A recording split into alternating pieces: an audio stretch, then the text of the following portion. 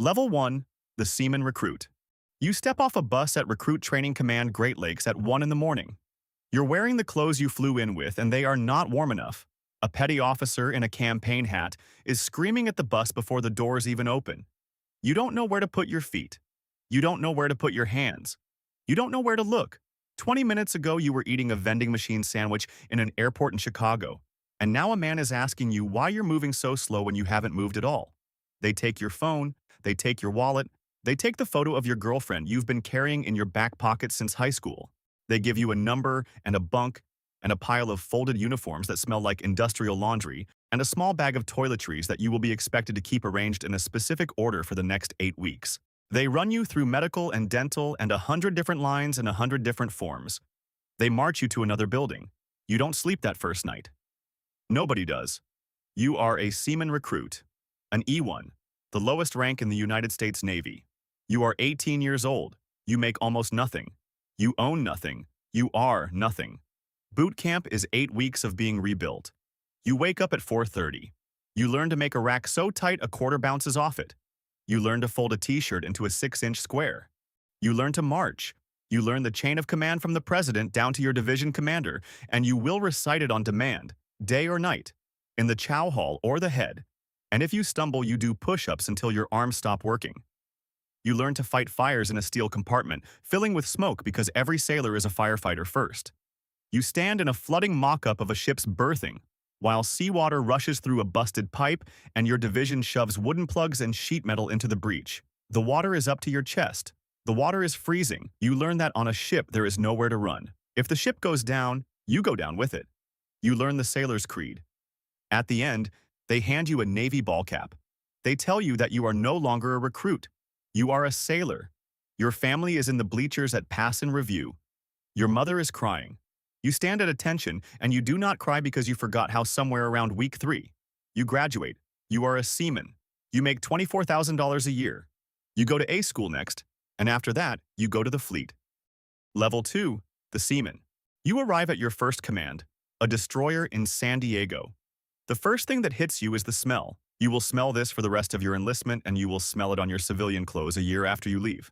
You sleep in a rack. A rack is a coffin-sized bunk stacked 3 high with a thin curtain and a reading light, and a small locker underneath called a coffin locker, which is exactly what it sounds like. You share a berthing compartment with 60 other sailors. Someone is always coming off watch. The lights are always either too bright or too red. Sleep is a thing that happens in 2-hour fragments around a duty rotation called port and starboard, or sometimes 5-section, or sometimes 1 and 3. The math of your life is now measured in watches. You stand watch in the middle of the night on a darkened bridge wing in the North Atlantic. You stand watch in a sound-powered phone talker, rigging a magazine 10 decks below the waterline. You stand watch on a quarterdeck in 90-degree heat in Bahrain, while a flag officer's car pulls up and you render honors and pray you don't fumble the pipe. You learn the language. You will speak this language until you don't notice you're speaking it, and then one day on leave, you will tell your mother to secure the hatch, and she will look at you like you've grown a second head. You qualify on your watch stations. You earn your surface warfare pin. You sand and paint and chip rust, and you do it again next month because saltwater never stops eating steel. You stand in chow lines that wrap around passageways. You learn that the Navy runs on coffee, and the coffee is always burned. You go on your first deployment. 7 months. You cross the Atlantic. You pull into Rota, then Naples, then Suda Bay. You see a sunset at sea so absurdly beautiful you forget for a moment how much you hate everything else. You write letters home and the letters arrive 3 weeks after you wrote them, and by then, everything you said is no longer true. Your girlfriend stops writing back in month 4. You find out from a friend on Facebook in month 6. You don't have time to grieve. You have a watch to stand. Level 3, the petty officer. You sew the crow onto your sleeve. A single chevron under an eagle. Now you are a petty officer, a non-commissioned officer in the United States Navy, and the rules change. You are responsible for the seamen below you. If one of them shows up late to muster, that is on you. If one of them gets into a fight ashore in Manila at 2 in the morning, your phone rings and you stand tall in front of the chief on Monday and explain what happened and what you're going to do about it. You stand bridge watches as helm safety. You qualify as boat officer on the rigid hull inflatable. You run small boat operations alongside an aircraft carrier in the Strait of Hormuz. You learn that the rules of engagement are not abstract. They are written on a card in your pocket, and you can recite them in your sleep. You qualify on the .50 caliber on the bridge wing.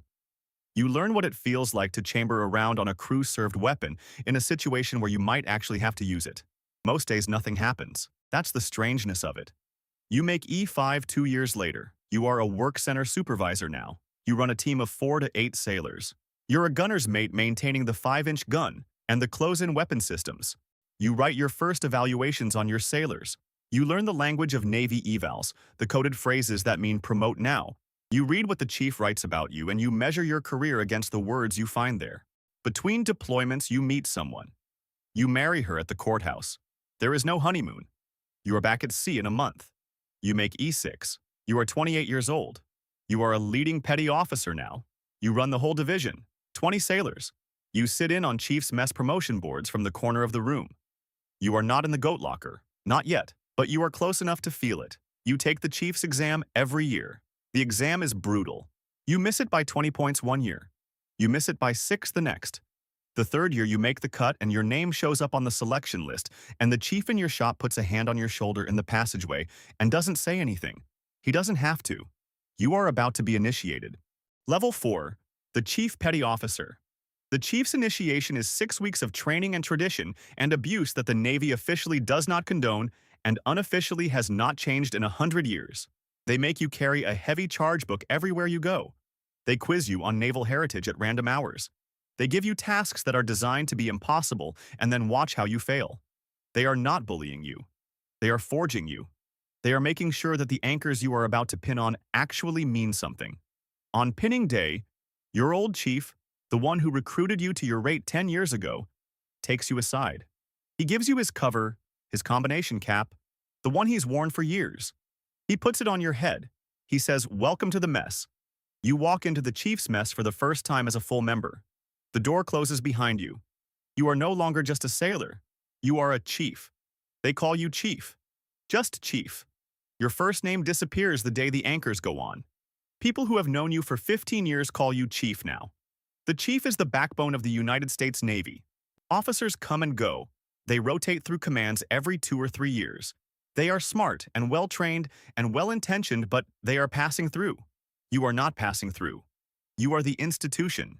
You are the person who remembers how the ship was maintained 10 years ago, and you are the person who will teach the next division officer how to do his job, because his predecessor was just transferred to staff duty in Norfolk. You manage 30 sailors. You handle their pay problems and their housing problems and their marriage problems and their drinking problems, and you do it on top of the actual technical work of keeping the ship operational. You stand on the quarterdeck at 0530 for morning colors. You walk every deck of the ship every day. You know which valves leak. You know which sailors are about to do something stupid. You know which officer is in over his head, and you find a way to help him without ever letting him notice you're helping him, because his pride is worth protecting, and the mission is worth more than his pride. You go to sea on independent steaming exercises that take you 3 weeks off the coast of Hawaii, or 6 weeks in the North Sea. You remember sailors who died at sea, not in combat, in accidents. A man overboard during heavy weather in the Mediterranean. A sailor pulled into a piece of machinery in a magazine. A young petty officer who took his own life in a port call in Singapore. You stood at every memorial. You folded every flag. You wrote every letter home that the captain signed. You carry these names. Nobody asked you to. You do it anyway. The chief carries the names. Level 5, the Master Chief. You make E8, then E9. You wear a star above the anchors, then 2. You are in the top 1% of the enlisted force. You are a department-leading chief petty officer first, running 100 sailors across multiple divisions. Then you screen for Command Master Chief, the senior enlisted advisor to the captain of a destroyer. You walk into the captain's cabin without knocking. You sit across from him at a small table and you tell him the truth about his crew because you are the only person on the ship whose job is to tell him the truth. A junior officer cannot do this. The XO cannot quite do this. You can. That is what the position exists for. The captain wants to extend liberty in Pattaya by 24 hours because port visits are good for morale. You tell him that the last time the 7th Fleet extended liberty in Pattaya, 3 sailors ended up in a Thai jail, and 2 ended up in a hospital, and 1 ended up with a wife the Navy has been trying to deport for 6 years. The captain reconsiders. The captain wants to push the maintenance schedule because he wants the ship to look good for an admiral's visit. You tell him that the engineering plant has a leak that will become a casualty in 3 weeks if it isn't addressed. And an admiral standing on a flooded deck is a worse visit than an admiral standing on a deck that has fresh paint missing. The captain reconsiders. You testify in front of the Master Chief Petty Officer of the Navy at a fleet conference. You represent the deck plates to the 4 stars. When a SECNAV proposes a uniform change that looks good in a press release and miserable on a sailor working in a 100-degree engine room, you are the one who says so. Not everyone listens, but the ones who matter do. Your body is a record of the years. 2 surgeries on the same knee. A shoulder that grinds when you raise your arm. Tinnitus that whines in quiet rooms like a small machine that will never shut off. You have done 6 deployments. You have been in the Navy for 23 years. You think you have reached the end of the climb. You are wrong. The detailer calls you about an officer program. The Limited Duty Officer Board is looking for senior enlisted leaders with deep technical experience to commission as junior officers in their rate community. You qualify on paper. You do not have a degree, but the program does not require one. You think about it for 2 weeks. You apply. You are selected. You take off your Master Chief anchors and you put on a gold bar. The Navy calls this a Mustang. Level 6, the Lieutenant.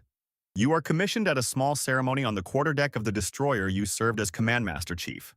You are 39 years old when you take the oath, older than most ensigns by 15 years. You spend 9 months at the Limited Duty Officer Training Course in Newport, learning what officers do that chiefs never had to do.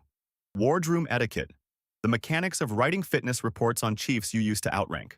Operational planning, at a level you only ever saw from the outside. You report to a destroyer as the auxiliaries officer. You walk into a wardroom of officers who are mostly younger than you. The senior chief in your division has been in the Navy for 22 years. He has seen you before. He has seen you on a different ship in a different uniform. He calls you sir now. The first time he does it, you do not turn around because you assume he is talking to someone else. You stand bridge watches as a junior officer of the deck. Then, as officer of the deck underway. The captain trusts you with the ship for 4-hour stretches in the middle of the night. You are responsible for a billion-dollar warship and 300 lives. You are not 23. You are 40. You have been on ships for 22 years. You read the surface picture on the radar like you read a newspaper. You plot a course around a fishing fleet at midnight in the South China Sea. And the only thing that surprises you is how unsurprised you are. You make lieutenant. You are the officer the young ensigns come to with the questions they cannot ask the captain. You take command of a division of 20 sailors. You write evaluations on chiefs who have been in the Navy alongside you for 2 decades. You write them carefully. They will be read by men who know what you used to be. You earn your surface warfare officer pin. The pinning ceremony involves traditions older than your great-grandfather. Old hands beat the pin into your chest with their fists. You do not flinch. You have been pinned before. The gold on your collar is borrowed authority you have to earn every single day. And the authority belongs to the rank, not to you. You learned that lesson the first time, 20 years ago, when you were a seaman, and a chief taught it to you without ever speaking it out loud. Level 7, the commander and the captain. You make lieutenant commander, then commander. You are 48 years old. You stand on the bridge of your own warship in a change of command ceremony in dress whites on a pier in San Diego. The same pier you walked up with a sea bag over your shoulder 30 years ago when you reported to your first ship as a seaman. The outgoing skipper reads his orders. He turns to you. You read your orders. You salute. You assume command. You are now the commanding officer of a United States Navy warship. There are no words for what that means. There is a tradition that goes back to John Paul Jones. The captain at sea is the closest thing to a king that exists in the American military. Your word on this ship is law. You can order men into combat. You can confine a sailor to the brig. You can convene non-judicial punishment, and you can take pay and rank from a man at a table with no jury. The Constitution gives you these powers because the alternative on a warship 2,000 miles from any court is anarchy. You take the powers seriously because the men who held them before you took them seriously. You run a destroyer. 270 sailors look to you for everything. Their lives are in your hands and they know it and you know it, and the weight of that knowledge does not get lighter with time. You take the ship to sea. You navigate the Strait of Malacca at night with 5 other ships within 5,000 yards of your hull. You drive through a typhoon in the Western Pacific because the operational tasking does not permit you to wait it out. You launch missiles in the Red Sea against Houthi targets. You recover a downed pilot in the Persian Gulf. You make decisions in seconds that will be reviewed for years by people who were not there.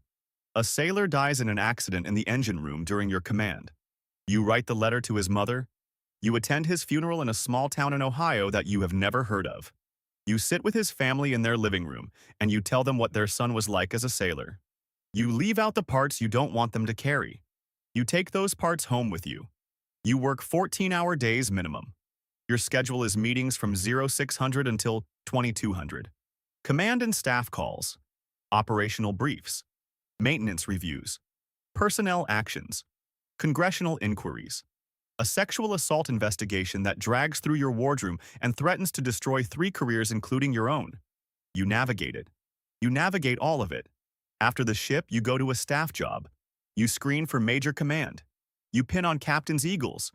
You command a destroyer squadron, 4 ships, and 1,200 sailors. You stand on the flag bridge of an aircraft carrier in the South China Sea during a joint exercise, and you watch the largest warship in the world maneuver beneath your feet. And you understand, finally and completely, why your country builds these things and what it costs to keep them at sea. Level 8. The Admiral. You have 1 star on your collar, then 2. You are in a club so small that the people in it all know each other by first name, and they all know which ones can be trusted and which ones cannot. You command a numbered task force in the Pacific. You report to the commander of 7th Fleet in Yokosuka. You have sent sailors to die. Not in the abstract. You have signed orders and approved operations knowing that some of the men and women executing those orders would not come home. The collision of the Fitzgerald in 2017 cost 7 lives. Every name burns in the institutional memory of the Navy, and the names sit on your desk in folders you have read more times than you can count. You have stood on too many piers in dress whites while flag-draped caskets came off the back of cargo aircraft. You did not look away. You are not allowed to look away. You testify before the Senate Armed Services Committee. Senators who have never served ask you questions designed to generate clips for cable news and not to generate understanding. You answer carefully. You manage a budget of billions. You manage relationships with Japan and South Korea and Australia and the United Kingdom and the navies of every NATO country and the Navy of the People's Republic of China, which is now larger than yours and growing every year. You are tired in a way that sleep cannot fix. One day, you retire. The ceremony is on a pier in front of the destroyer you commanded 12 years ago as a young commander. They have brought the ship back into port specifically for you. A band plays. Sailors stand in formation. Someone reads your awards. Defense Distinguished Service Medals and Navy Distinguished Service Medals and a Legion of Merit and campaign ribbons from wars that lasted longer than anyone planned. They present you with a flag. You give a speech. You talk about the sailors. You always talk about the sailors. You salute for the last time. You walk down the pier. You hear the bosun's pipe. The one MC announces your departure. You hear the words you have heard at hundreds of these ceremonies for other people. Rear Admiral, United States Navy, departing. The pipe falls silent. You walk past the brow. The ship is behind you. The sea is behind you. You go home. The phone stops ringing. The classified emails stop coming. The security detail stops following you. For the first time in 3.5 decades, nobody is calling your name. Somewhere tonight, a 17-year-old in a small town in Ohio or Texas or California is sitting on the edge of a bed in a recruiter's office. The recruiter is sliding a piece of paper across the desk. The paper has a list of jobs and a list of sign-on bonuses and a date for shipping out to Great Lakes. The kid signs the paper. He doesn't know what he just agreed to. He thinks he knows. He has watched the commercials. He has talked to his uncle who was in for 6 years and came out fine. He has seen the ships in the harbor when his family drove down to the coast for vacation. He thinks he knows. He has no idea. He is about to become a sailor. And tomorrow morning at 4:30, in a brick barracks on the shore of Lake Michigan, someone will blow a whistle and a new division of recruits will stumble out of their racks in the dark. And the cycle will begin again.